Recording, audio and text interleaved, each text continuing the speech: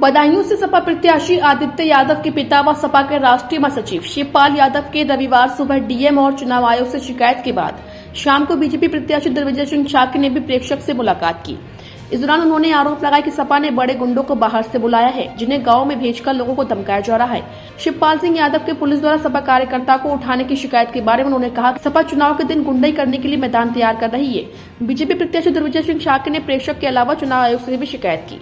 PWD guest house में प्रेक्षक से मुलाकात के बाद बीजेपी प्रत्याशी ने कहा कि सपा का रिकॉर्ड बूथ कैप्चरिंग और गुंडागर्दी का रहा है। यही सपा का इतिहास है। सपा ने बाहर से गुंडों को बुलाया है, जो क्षेत्र के लोगों को धमकाने का काम कर रहे हैं। इससे पहले शिवपाल यादव का वीडियो वायरल हुआ था, जिसमें उन्होंने कहा था कि उन्हें वोट नहीं दिया तो देख लेंगे। कहा कि शिवपाल सिंह यादव ने प्रशासन को भी गुमराह करने का काम किया है। सपा नेता ने कहा कि पार्टी कार्यकर्ताओं को न छोड़ने पर थानों का घेराव करेंगे। इसका मतलब उन्हें गुंडागर्दी नहीं करने दी गई तो घेराव होगा।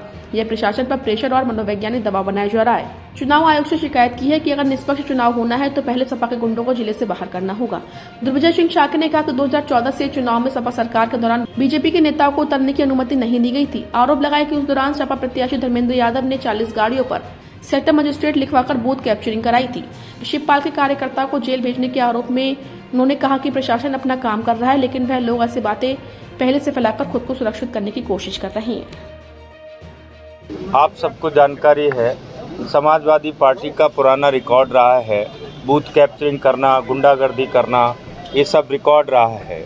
और अभी लगातार क्षेत्रों से ये खबरें आ रही हैं कि ये मतदाताओं को धमकाने का काम कर रहे हैं। उसका एक वीडियो भी यहाँ वायरल हुआ, जिसमें श्री शिवपाल यादव जी, जो समाजवादी पार्टी के नेता हैं, उन्होंने ये कहा था कि जो मतदाता वोट नहीं देंगे उनको हम देख लेंगे।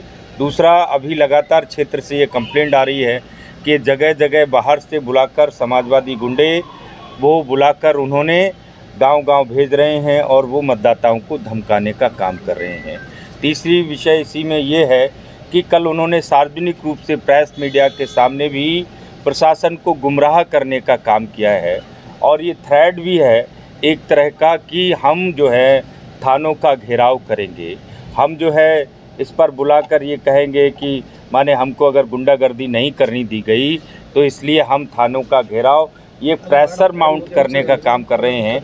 और ये बदायूं जिले के मतदाताओं को थ्रेट करने का, एक मनोवैज्ञानिक दबाव बनाने का काम ये कर रहे हैं। तो हम लोगों का कहना ये है कि एक तो यहाँ जो बाहरी लोग आए हुए हैं इन सब पर कार्रवाई हो, और ये जो श्री शिवपाल सिंह यादव जी ने धमकी दी है कि हम देख लेंगे मतदाताओं को जो वोट नहीं देगी, इस पर भी हमने अभी संज्ञान लेने को कहा है। नहीं, यही तो वो मनोवैज्ञानिक दबाव बना रहे हैं, वो गुमराह कर रहे हैं। ये आप सब जानते हैं, वो गुमराह कर रहे हैं और यहाँ थ्रेडिंग का काम वो लोग कर रहे हैं। ये कोई बात हुई कि मतलब जो है जगह जगह गांव जाके मैं कंप्लेंट दिखाऊंगा इस संबंध में? हमने भी चुनाव आयोग से कंप्लेंट की है कि ये जो निष्पक्ष चुनाव तभी होगा जब समाजवादी पार्टी के बाहर से आए हुए गुंडे यहाँ ज़िले से बाहर हों, और जो जगह जगह गांव में आकर रुक गए हैं, धमकी दे रहे हैं, उनको बाहर के। देखिए, निष्पक्ष चुनाव में प्रश्न तो नहीं है, लेकिन समाजवादी पार्टी का इतिहास गुंडई का रहा है और उनका इतिहास आप सब जानते हैं।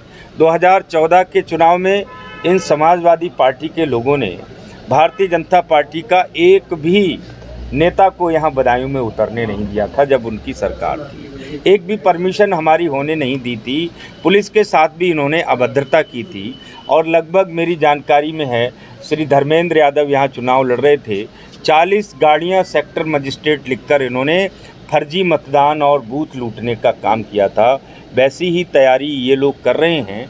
ऐसा ये बात ठीक है कि अब योगी सरकार है, हम होने नहीं देंगे, लेकिन फिर भी हम प्रशासन और चुनाव आयोग की संज्ञान में इस विषय को लाना चाहते हैं, क्योंकि ये लोग बहुत ज़्यादा बड़े गुंडे हैं। इसलिए कि भाजपा अपनी हार की बौखलाहट है उनकी, और हमारे कार्यकर्ताओं को गिरफ्तार करवा रही है। नहीं, किसी कार्यकर्ता को गिरफ्तार हम लोग नहीं करा रहे हैं। वो प्रशासन अपना काम करेगा, हमारा अपना काम है। लेकिन अगर कोई भी गुंडागर्दी कर रहा है, किसी का इतिहास है तो वो जाने, लेकिन वो अपनी चीज़ों को तैयारी कर रहे हैं। वो इस तरह के इश्यूज उठाकर